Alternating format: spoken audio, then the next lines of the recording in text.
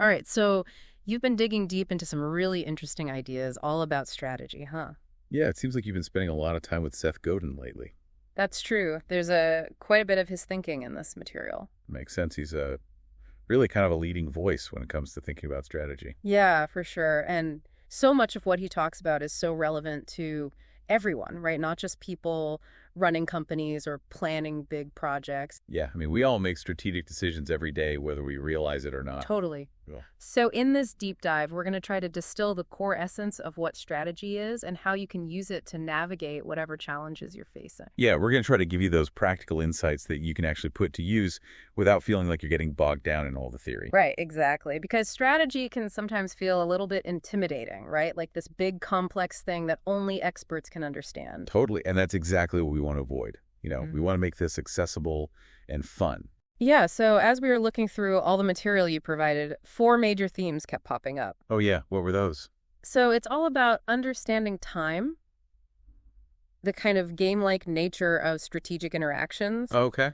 the importance of empathy, and then the underlying systems that are always at play. Wow, that's quite a lot to cover, but they're also interconnected, right? Yeah, exactly. And it's through these four lenses that we're going to be looking at strategy today. All right, so where do we even begin? Well, I think a good place to start is by answering that basic question, what is strategy anyway, and why should we even care? Yeah, that's a great starting point because it's not always clear what people actually mean when they talk about strategy. Right. So one thing that really stood out from all the stuff you gave us is that strategy is not just some abstract concept or something that's only relevant in the business Oh, world. yeah, it's much more than that, isn't it? Yeah, it's really about making choices today that will shape your tomorrow.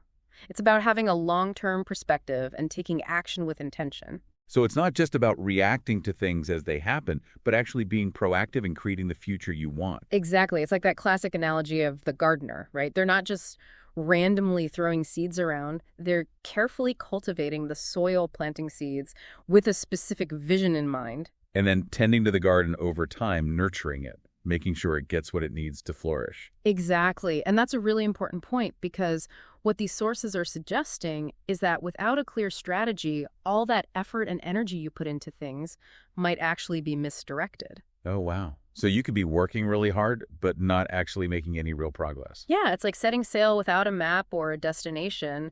You might be excited to start the journey, but you're probably not going to end up where you want to be. That makes total sense. Yes. So having a strategy is about making sure your efforts are aligned with your goals and that you're actually moving in the right direction. Precisely. And one of the things that really helps with this is finding what Godin calls the elegant path forward. Okay, tell me more about that. What does he mean by elegant? It's about finding a way of doing things that's simple, efficient, and truly effective.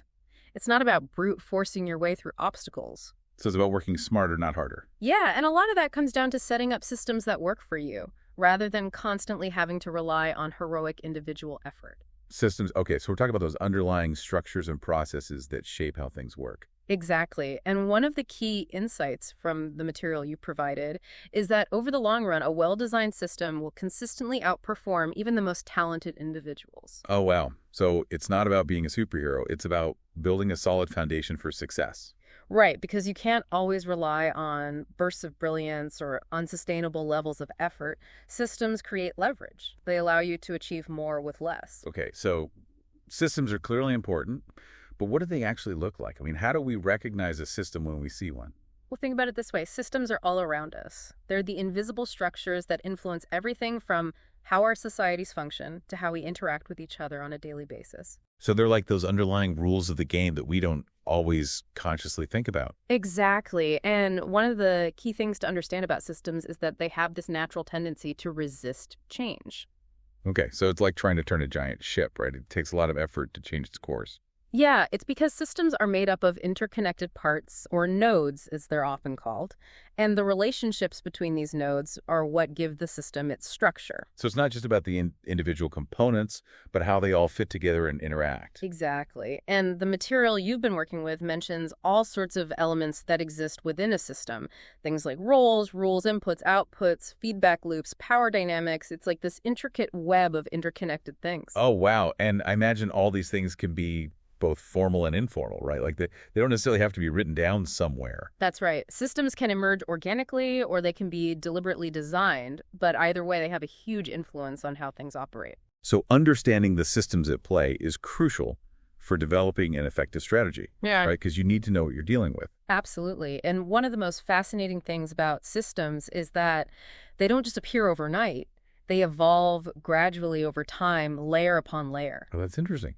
Do you have any examples of how this works? Yeah, well, think about something like Wedgwood china, right? It's not just a product, it's the result of a complex system that developed over centuries. Oh, okay. So you're talking about the craftsmanship, the materials, the social context, all of that. Exactly. And it's the same with something like computer programming languages, right? They didn't just materialize out of thin air. Each new language built upon the ones that came before it, incorporating new ideas and addressing new challenges. Wow. And I bet you can see this same kind of evolution in all sorts of things, right? From the way we design cities to the way we conduct scientific research. Absolutely. It's everywhere. And what's really interesting is how individuals can sometimes introduce significant shifts within these entrenched systems. Oh, yeah. Like, how does that work? I mean, how can one person actually change a whole system? Well, one way is by curating, labeling, and distributing information. Think about someone like Duncan Hines, right? Oh, yeah, the cake mix guy. Well, yeah, but before that, he was a traveling salesman, and he started writing these restaurant guides, essentially sharing his personal recommendations with people. So he created a new layer of information, a new way for people to evaluate restaurants. Exactly. And that had a ripple effect on the entire dining experience. Suddenly, a good review from Duncan Hines could make or break a restaurant. Oh, wow. So he changed the game by making information more visible and accessible. Precisely. And you see similar things happening in other industries, too, like with Nina Zagat and her restaurant ratings, or the way Kelley Blue Book transformed the used car market. It's like shining a light on something that was previously hidden, making it easier for people to make informed choices. And sometimes even small changes in the way information is presented can have a big impact. Remember that example about Amsterdam and the electric meters? Oh, yeah. What was that about? So they started installing these electric meters in the front halls of people's homes so everyone could see how much energy they were using. And I'm guessing that made people more conscious of their consumption. Exactly. Just by making the information visible, they saw a significant decrease in energy usage. It's like a subtle nudge, but it can have a huge effect on behavior. That's fascinating. So transparency within a system can be a powerful driver of change. And then you have initiatives like Tony's Chocolonely, where they're trying to create a more ethical and sustainable chocolate industry. Oh, I've heard of them. They're the ones with the unevenly divided chocolate bars, right? Yeah, exactly. And that's part of their strategy to draw attention to the inequality and exploitation within the cocoa supply chain. But they're not just pointing fingers, they're actually creating a viable alternative, a better way of doing things. So they're putting pressure on the existing system by offering a compelling alternative. Exactly, and that's a key point. You don't always have to directly attack an existing system. Sometimes the most effective approach is to build something better that draws people away and forces the old system to adapt. So it's like creating a new current that gradually pulls things in a different direction. Yeah, and one of the things that your research highlights is that change driven by shifts in culture often has a more lasting impact than top-down directives. Oh, yeah, I can see that because culture is like the underlying soil that everything grows from. If you don't address the cultural context, Yeah, change is going to be really difficult. right. It's like trying to plant a tropical flower in the Arctic tundra. It's just not going to thrive unless you create the right conditions. So strategy needs to be sensitive to the cultural environment it's operating within. Absolutely. And here's a thought that's kind of mind-blowing. The systems we're talking about, they can actually start to shape our own goals over time. Oh, wow, that's interesting. So we might think we're in control, but the system is subtly influencing us. Yeah, sometimes without us even realizing it, we start prioritizing the needs of the system over our own individual goals. That's a little unsettling to think about, but it makes sense, right? Yeah. I mean, we're all embedded in these systems, whether we like it or not. All right, so we've talked about strategy as long-term planning and the importance of understanding systems, but there's another really important lens that I think we need to explore, and that's strategy as a game.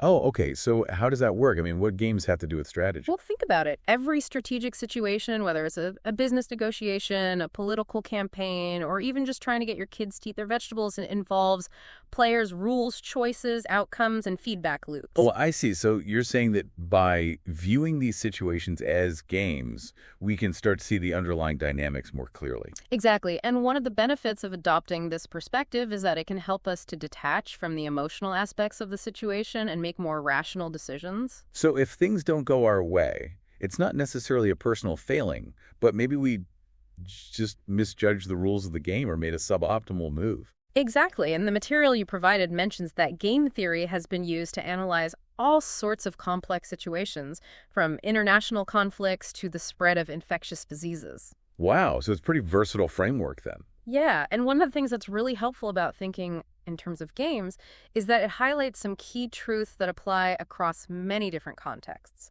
Oh, like what kind of truths? Well, for example, sometimes actions that lead to short-term gains can actually result in long-term losses. Oh, yeah, like taking a shortcut that ends up costing you more time in the long run. Exactly, or investing in something that seems promising at first but turns out to be a dead end. Right, and conversely, sometimes you have to make short-term sacrifices to achieve long-term goals. Exactly, and another key insight from game theory is that sometimes the best way to win is to help others succeed.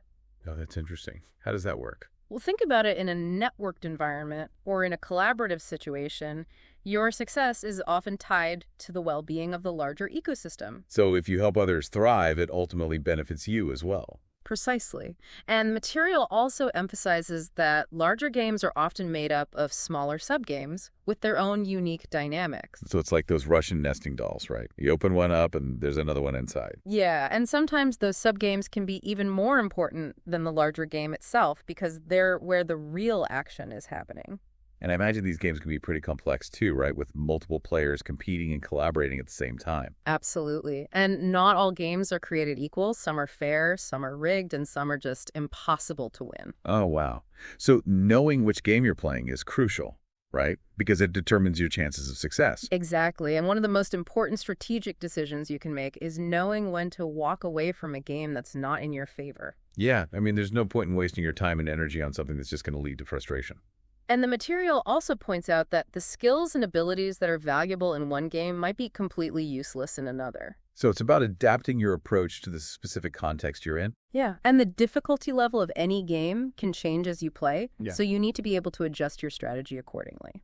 And perhaps most importantly, remember that you always have the option to choose not to play the game at all. Exactly. You can always create your own game or find a different one that's more aligned with your values and goals. So it's about taking ownership of your own destiny and not just letting yourself be swept along by the currents of someone else's game. Now, all of this talk about games and systems brings us to another crucial element of strategy, and that's time. Oh, time. Okay, so how does time factor into all of this? Well, one of the key things to understand is that strategy unfolds over time. It's not about instant gratification. It's about planting seeds today that will bear fruit in the future. So it requires patience and a willingness to play the long game. Exactly. And your materials really emphasize the idea that how you choose to spend your time today is an investment in your future self. So every action we take, every decision we make is shaping the trajectory of our lives. Precisely. And one of the concepts that really stood out to me was this idea of the expanding circle of now. The expanding circle of now. Yeah. Okay, I'm intrigued. Tell me more about that. So it's this idea that when we adopt strategic mindset, our sense of now expands beyond this immediate moment.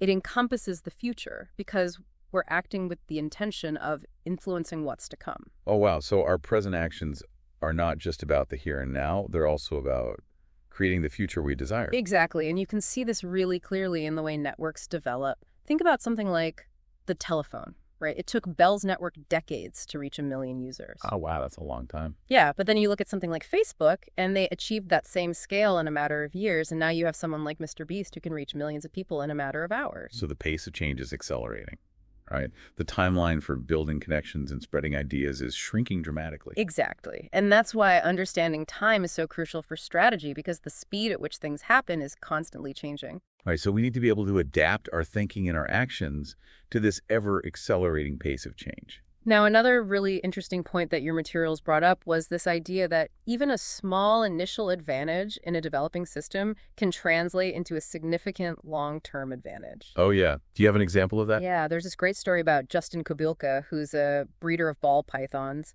and he basically became one of the dominant players in this niche market by getting a slight early lead and then strategically reinvesting his earnings. Oh, wow. So it's like that compound interest effect. Right. Yeah, small gains over time can lead to exponential growth. Exactly, and that's why timing is so important in strategy. Sometimes being early to the game can give you a huge advantage, even if you're not necessarily the most talented or well-resourced player. Right. So it's not just about what you do, but when you do it. And sometimes strategy requires a lot of patience, especially when you're trying to create the conditions for large-scale change. Oh, yeah, I could see that. Do you have an example of that? Well, there's a really compelling story about Elizabeth Dole and her work on seatbelt adoption in the U.S. Oh, yeah, that was a long and difficult battle, wasn't it? It wasn't just about convincing people that seatbelts were a good idea. It was about aligning the interests of car manufacturers, lawmakers, insurance companies, and the general public. Wow, so it's a massive undertaking that required a lot of strategic thinking and persistence. Exactly. And it shows that sometimes the biggest impact comes from those who are willing to play the long game and who understand that real change often takes time. Okay, so we've explored time, we've talked about games and systems, and now we come to the fourth and final element of strategy that you mentioned, and that's empathy. Right. And this might seem a little bit unexpected, but it's actually one of the most crucial aspects of effective strategy. Okay, I'm curious. Tell me more about why empathy is so important in this context. Well, the basic principle is that other people don't necessarily see the world the way you do. They have different perspectives, beliefs, and motivations. All right, so it's not enough to just have a great idea or brilliant plan. Yeah. You also need to understand how it's going to be perceived by others. Exactly. And that's where empathy comes in. It's about putting yourself in someone else's shoes and trying to understand their point of view. So it's not just about being nice. It's about gathering information and insights that will inform your strategy. Precisely. And the material you provided talks about this in the context of marketing. You know, how effective marketing is not about broadcasting to the masses, but about connecting with individuals who are genuinely interested in what you have to offer. Oh, yeah. It's about finding your tribe, those people who resonate with your message and who are eager to engage with you. Exactly. And there's this concept called new marketing, which emphasizes the importance of finding just 10 people who truly love what you do. Just 10 people, that seems kind of small. It does, but the idea is that if you can find those 10 people and get them excited about your work, they'll naturally become your advocates and they'll spread the word to others. Oh, I see. So it's about starting small and building momentum organically. Exactly. And the key is to focus on serving those early adopters exceptionally well because they're the ones who are going to help you reach a wider audience. And it's not just about marketing, right? This applies to any kind of strategic endeavor, whether you're launching a new product, building a movement, or even just trying to convince your boss to give you a raise. Totally. You need to understand what motivates the people you're trying to influence. What are their needs? What are their fears? What are their aspirations? And then you can tailor your approach accordingly, right? You need to frame your message in a way that resonates with their specific perspective. Precisely. And the material also emphasizes the importance of understanding someone else's definition of better. Oh, yeah. That's a good point, because what we think is an improvement might not be seen that way by others. Right. You might be so focused on your own vision that you overlook what your target audience actually wants or needs. And sometimes progress isn't about proving that you're right. It's about helping others feel like they're right. Yeah, there's a great example in the material about Dorothy and her companions in The Wizard of Oz. Oh, yeah. What about them? Well, Dorothy didn't just convince them to follow her because she needed their help. She created a scenario where each of them believed that by joining her, they could also achieve their own individual goals. Oh, wow. So it was a win-win situation. Everyone got what they wanted. Exactly. And that's a great example of how empathy can be used to create mutually beneficial relationships and to build coalitions around shared goals. Okay, so empathy is clearly crucial for understanding other people's perspectives. Yeah. But how does that translate into making strategic choices? Yeah. I mean, at some point, you have to decide what you're going to do and what you're not going to do, right? Yeah, absolutely. You can't be everything to everyone. You have to make tough choices about where you're going to focus your energy and resources. And those choices are going to involve saying no to some opportunities and some potential customers, right? Exactly. And one of the key takeaways from your research is that every truly effective strategy involves making deliberate choices about what you won't do. Oh, wow. So it's not just about deciding what to pursue, but also what to let go of. Right. And it's about defining your target audience really clearly. Who are you trying to reach and why? And often that involves starting with a very small niche, right? Like that smallest viable audience we talked about earlier. Exactly. And it's not just about who you're targeting, but also how you're going to reach them. So your distribution channels are a crucial part of your strategy. Absolutely. The material really emphasizes that the choices you make about distribution will have a huge impact on the trajectory of your efforts. So if you choose to share your work through a particular platform or community, that's going to shape the kind of feedback you get and the kind of people you attract. Exactly. And the sources also talk about the importance of being decisive and saying no to those opportunities that don't align with your overall strategy. Right, because every yes to one thing is a no to something else. Exactly. And saying no is not just about protecting your time and resources. It's also about maintaining focus and clarity.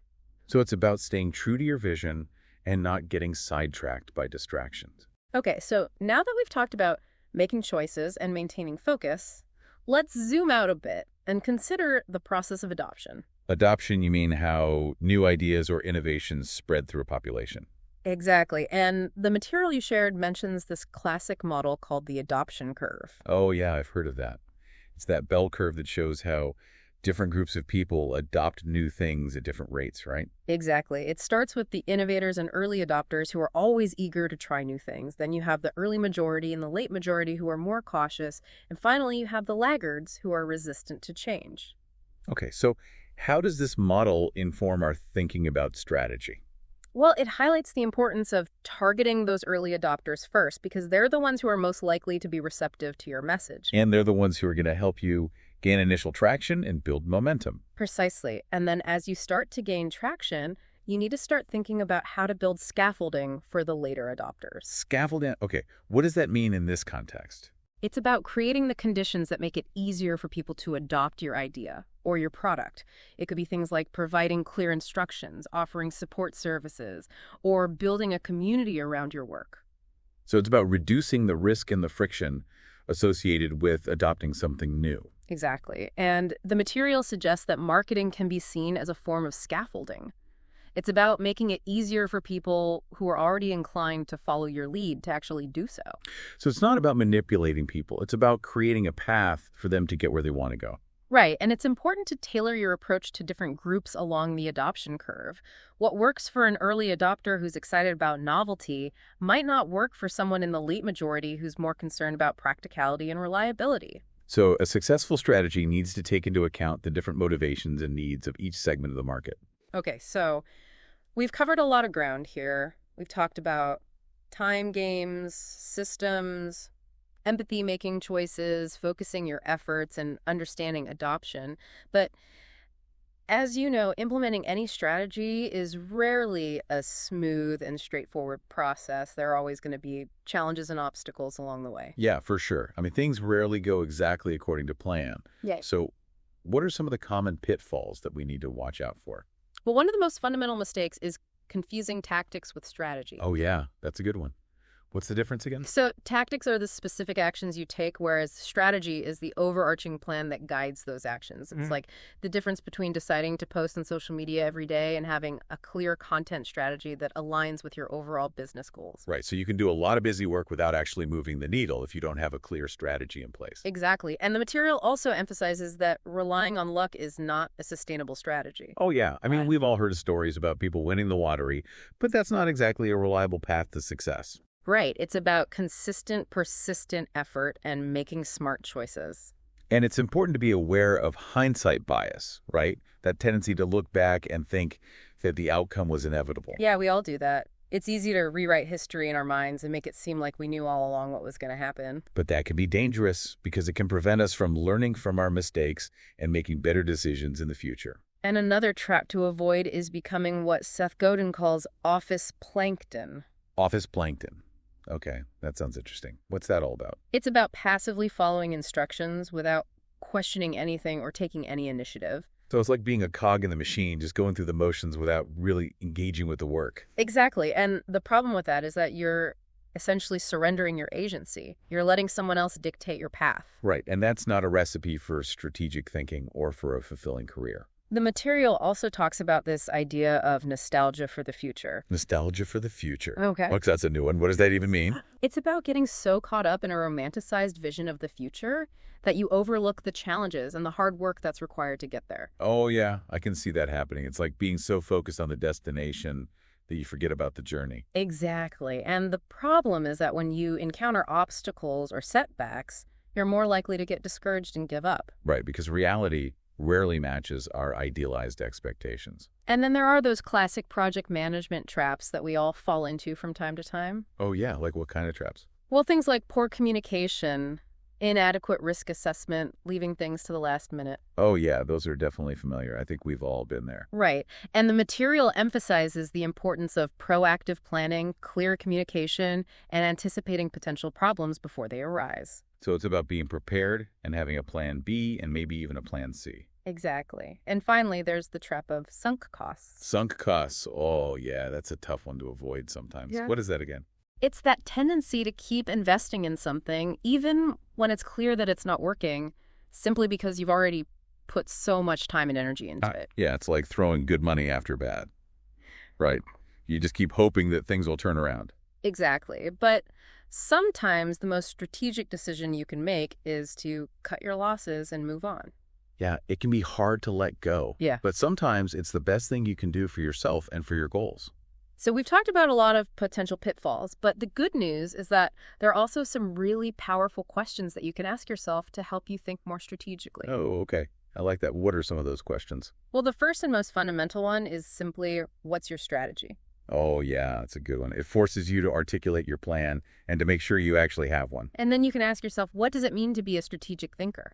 So it's about reflecting on the mindset and the skills that are required to develop and execute effective strategies. Exactly. And another helpful question is, where is the blueprint? The blueprint, you mean the step-by-step plan for achieving my goals. Yeah, and it's important to not just have a vague idea in your head, but to actually map out the specific steps you need to take. So it's about breaking down a big goal into smaller, more manageable chunks. And then for each step, you can ask yourself, what will happen after this step? Well, that's interesting. So it's about thinking through the consequences of each action and anticipating potential roadblocks. Exactly. And the material also encourages you to think about the social and political dynamics at play, who gains status affiliation and power by supporting this work. Oh, yeah, because every decision have ripple effects, right? It impacts not just us, but also the people around us. And it's important to identify where the network effect is at play. The network effect, you mean how connections and relationships can amplify your efforts? Exactly. And then there's this really crucial question.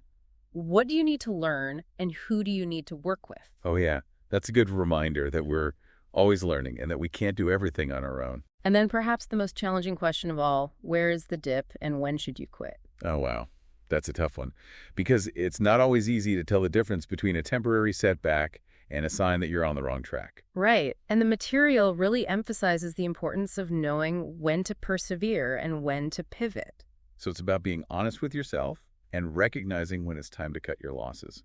And finally, there's this playful question, what sort of hammer should you buy? A hammer. What does that have to do with strategy? It's a metaphor for thinking about the tools and resources you need to achieve your goals. Oh, I see. So it's about making strategic investments in the things that are going to help you succeed. So as we wrap up this deep dive, it's clear that strategy is not just for CEOs and generals. It's a valuable framework for anyone who wants to navigate complexity, make better decisions, and create a more fulfilling life.